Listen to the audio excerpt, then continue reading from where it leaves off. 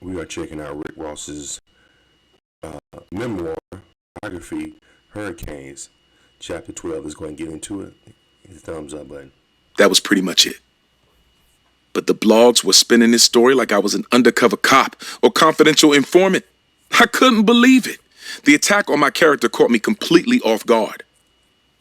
There were plenty of people who had known about this. I never made an effort to cover it up.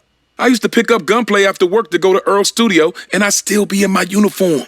If anything, Gunplay was jealous his rap sheet prevented him from getting a government job with benefits. I think he was still working at... He ratted out Gunplay? Is he saying Gunplay wanted to be a correction officer? Oh, that's messed up, Rick. the AT&T store at the time. Anyone who was close enough to me to know about this would know better than to call my credibility into question. No girl had ever denied me pussy, and no nigga had ever stepped on my toes over me being a correctional officer. Because the moment anyone got close enough to smell the cloth that I was cut from, they knew that I was trained to go. This had to be coming from somebody who was close enough to know the truth, but wanted to sabotage me anyway.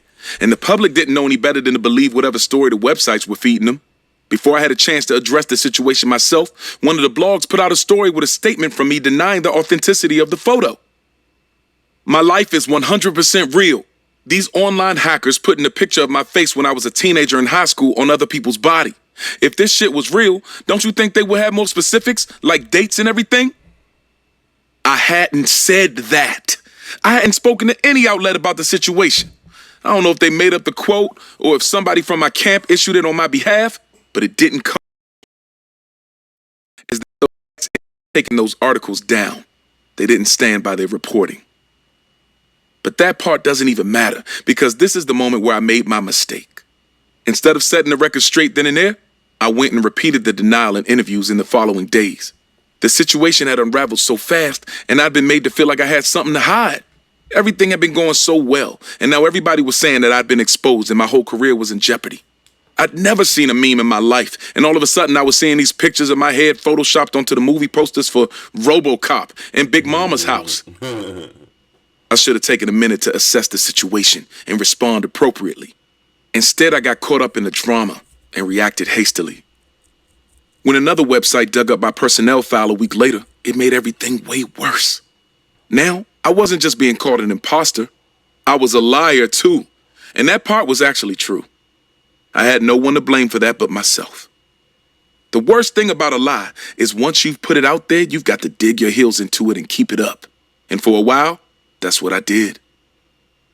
The whole rap game was in a frenzy over whether or not Rick Ross was a fraud. Everybody had an opinion. Mano said he was disappointed in me. Ludacris, Fabulous, and Fat Joe came to my defense. Even Freeway Rick came out of the woodwork to say I'd stolen his identity. I was fuming. Even toward the people who knew what it was and were in my corner. Because why the fuck were these niggas even being asked to weigh in on this in the first place? The situation woke me up to the power of the blogs and the ways that they keep a story going. I was being used as clickbait. Money was being made at the expense of my livelihood. My frustrations boiled over at the 2008 Ozone Awards in Houston. Triller won Album of the Year that night, but I couldn't even enjoy it. I was in war mode. When my crew ran into DJ Vlad, one of the bloggers who had been pouring gasoline on the fire, he took a beating on behalf of everybody who had been out there throwing dirt on my name. Broken nose, broken eye socket, 7 stitches. The incident would cost me $300,000 in a settlement. Oh, wow. I think all... So he did beat up DJ Vlad. I remember Vlad talked about it a little bit. Okay. Parties involved learned the cost of doing business that night. I would never say it out loud, but I was in something of a dark place. The energy around me had gotten tense, and it put a strain on my relationships. My fling with Foxy fizzled out. I had a falling out with E-Class and fired him as my manager. I severed all ties with Slip and Slide again. Those weren't the only people that left my inner circle that year. In November, I received a phone call telling me that Shakir Stewart had committed suicide. He'd shot himself in his Georgia home, leaving behind a fiance and 2 kids. He was 34 years old. I couldn't believe it. And I didn't even know what to believe. There were so many crazy rumors going around that Shakir had been murdered, that he had been living a double life. It fucked me up. With Shakir gone, I didn't know what my future at Def Jam would look like. Jay-Z had resigned from his position as president of the label the year before. As much as I liked and respected L.A. Reid, his support and guidance was never hands-on like Shakir. Looking for a professional photographer for your next big event?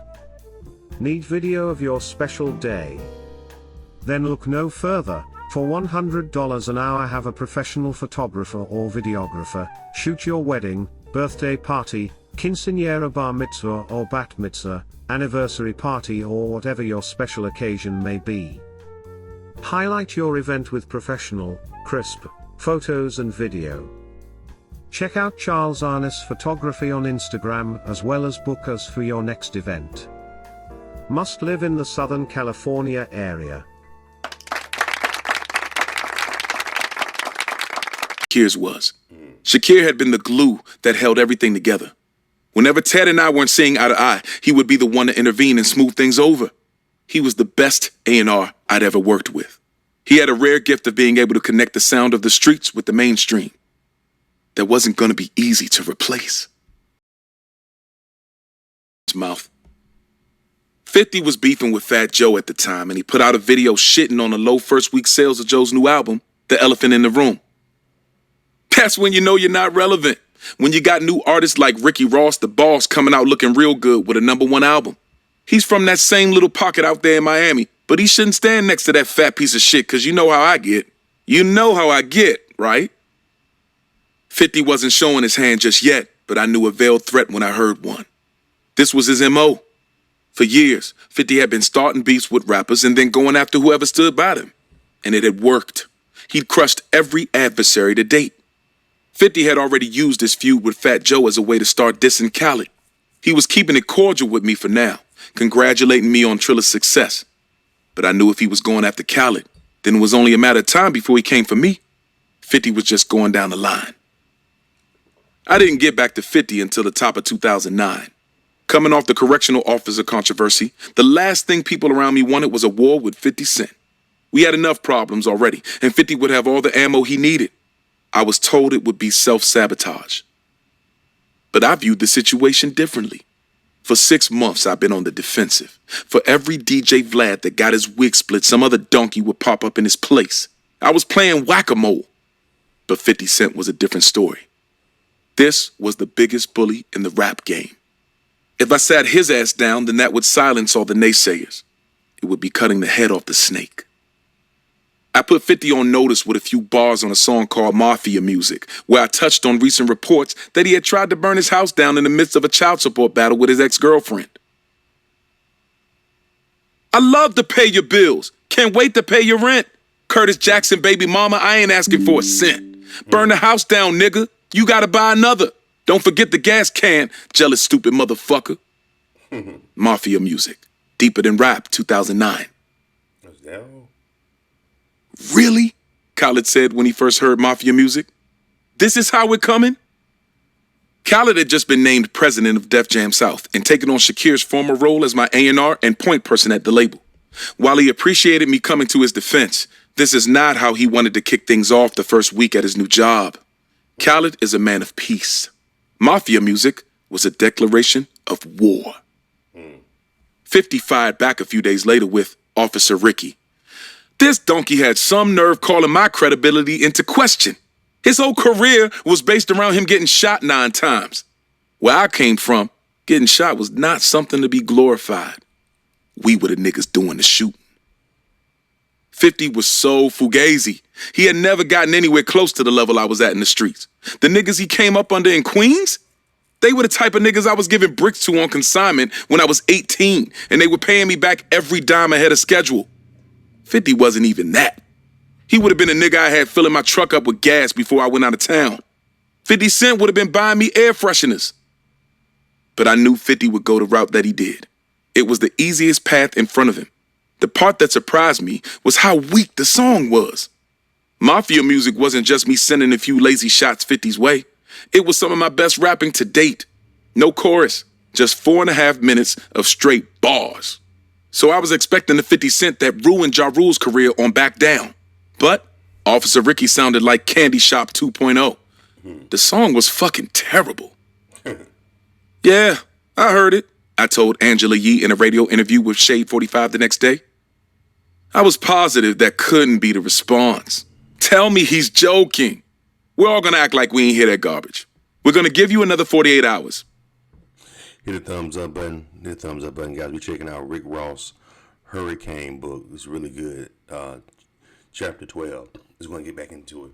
Take your time. Go back in the lab and come up with something else. 50 realized he couldn't compete with me bar for bar, so he switched up his strategy. He pivoted away from the music and started coming at me through a strange series of publicity stunts. There were Officer Ricky cartoons, sketch comedy videos where he had on a curly perm wig. I thought I was hallucinating the first time I saw him with that shit on. This nigga was Aki. I must have gotten under 50's skin by mentioning his problems with his baby mama because he started running with that theme. I wasn't burning my house down, but I didn't have the cleanest yard myself. I was in the middle of my own custody dispute.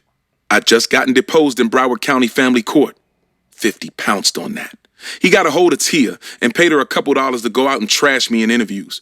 Then he bankrolled her so she could put out a tell-all book about our relationship. 50 had his own book in the works at the time. He was writing one with Robert Greene, the author of the 48 Laws of Power. I'd read Greene's book, and I didn't subscribe to all its teachings. I didn't support taking credit for other people's work or finding a scapegoat to blame for fuck-ups or posing as a friend to enemies. But I was most definitely putting a few of its principles into practice. Strike the shepherd, and the sheep will scatter. Stir up waters to catch fish. Disarm and infuriate with the mirror effect. And crush your enemy totally. 48 laws flawed. My dog's above the law. Duct tape Robert Greene, make him read the Quran. What's up? Hood Billionaire, 2014. It is on Audible. This is actually pretty dope, man. This is actually pretty dope. I didn't really know. Y'all can listen to the rest of him and his beef with 50 Cent. So that's how it started. It started through, he was going after Fat Joe and Cali, and then Rick Ross just jumped in it and came to Cali's defense. That's how, yeah, I think that was a big mistake. I think he shouldn't have did that. I don't think he should have went at 50. Like I said, 50 Instagram. The reason, you know what, to be honest with you, I think the reason why 50 Cent is still relevant because he really took to dissing people on Instagram. And the young people just started following. Like, he jumped in that shit early. You know what I'm saying? He took beefing straight from when he used to do it on the Source magazines and the Vibe magazines when he was beefing and the music before Instagram. He took that to Instagram. So I think that's why he was able to stay so relevant with the youth. You know what I'm saying? Plus, he always gives, like, the young artists a thumbs up. He never really shits on a new artist. You never really hear him talk shit about the young cats coming up. So I think that's why they kind of respect him. You know what I'm saying? Anyway, what do y'all think about this video, man? Leave your comments. Subscribe to Charles and Israel. Hit that thumbs up button.